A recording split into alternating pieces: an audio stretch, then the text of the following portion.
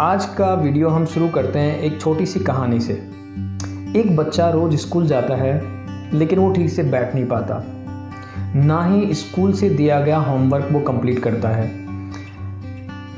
शांति से किसी भी जगह वो बैठ नहीं पाता है, चाहे वो स्कूल हो, चाहे वो घर हो, चाहे वो उसके फ्रेंड का घर हो या कोई और पब्लिक प्लेस। बहुत ज़्यादा बोलता है, लोगों को डिस्टर्ब करता है, किसी चीज़ पे ध्यान नहीं दे पाता। ऐसे बच्चे को घर पे घर वाले पिटाई करते हैं और स्कूल में स्कूल वाले टीचर्स।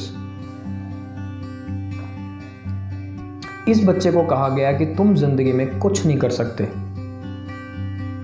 और इस बच्चे ने बाद में कई वर्ल्ड रिकॉर्ड बनाए। 2008 में बीजिंग ओलंपिक स्विमिंग में इन्होंने 8 गोल्ड मेडल जीते। नाम है माइकल फेल्प्स। आज हम फ्रेंड्स बात करेंगे एक और मानसिक समस्या की, जिसको हम कहते हैं ADHD, attention deficit hyper activity disorder. Michael Phelps को बचपन में ADHD नामक बीमारी थी, इसलिए वो पढ़ाई में ध्यान नहीं दे पाते थे। अब हम डिस्कस करते हैं इसके लक्षणों के बारे में।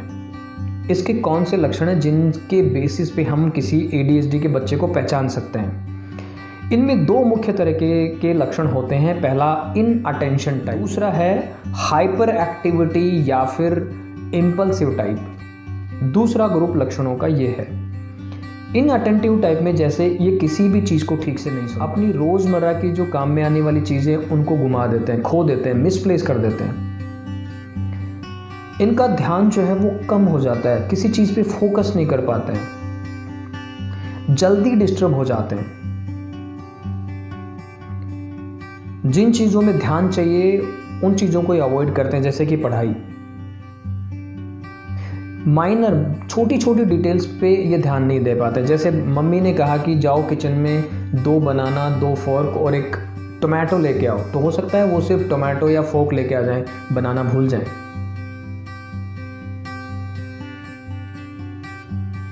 अपना होमवर्क नहीं कर पाते हैं। क्यों? क्योंकि इनका अटेंशन नहीं होता है, ये किसी चीज़ पे ध्यान नहीं दे पाते हैं, तो अक्सर ये अपना होमवर्क करना भूल जाते हैं। इनका ध्यान जल्दी से एक पॉइंट से दूसरे पॉइंट पे चला जाता है।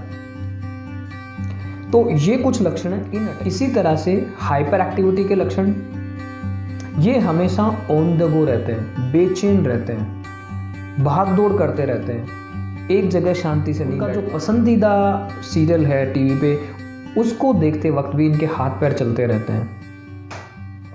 बहुत ज़्यादा बोलते हैं। 2 लोग बात कर रहे हैं तो उनको डिस्टर्ब करेंगे। आपका सवाल पूरा नहीं होगा उससे पहले इनका जवाब आ जाएगा, और ये इंतज़ार नहीं कर सकते, वेट इनसे नहीं होता है।